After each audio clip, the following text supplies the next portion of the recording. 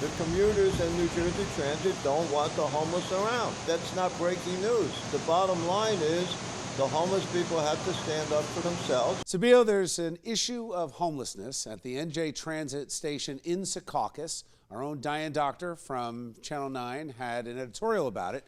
But NJ Transit, they're pretty upset and trying to solve the problem. What do you got? How New Jersey Transit plans to address that issue and their policy to limit the amount of time you can be seated on the benches in the waiting areas, limiting that to 2 hours. I decided to chase this and headed to the Frank Lautenberg Secaucus train station.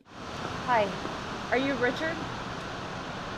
Richard Kreimer? There, I met a man who's rumored to be a millionaire and has won hundreds of thousands of dollars by suing New Jersey Transit and other public entities. Do you consider yourself homeless now? No, I'm just a commuter. So I asked him, what is this battle happening between the homeless and New Jersey Transit? There is a volatile situation over this 2-hour time limit issue. Jersey Transit police that are causing the problem, they come and harass you and ask you, where are you going?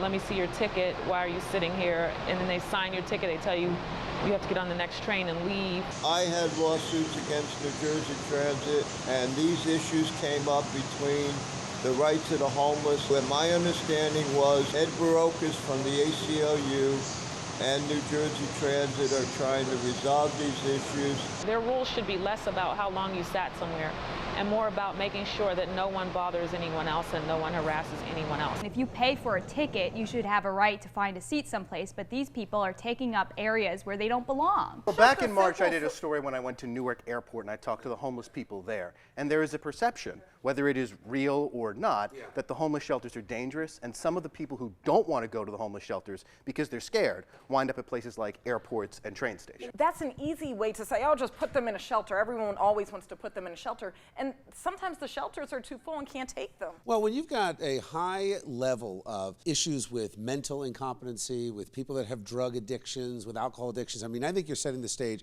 for the potential of crime. That's not all homeless people. Well, not all of them have that mental disorder, and then you have a lot who are families now who are living out of motels. I would rather see the cops spend their time at the homeless shelters than having to rustle them out of the seats. To me, the solution is remove the benches. I don't know why you need benches at all at these places. Have you ever ridden Jersey Transit? It's lousy with delays. You need the benches to sit for the 45 minutes you're delayed for.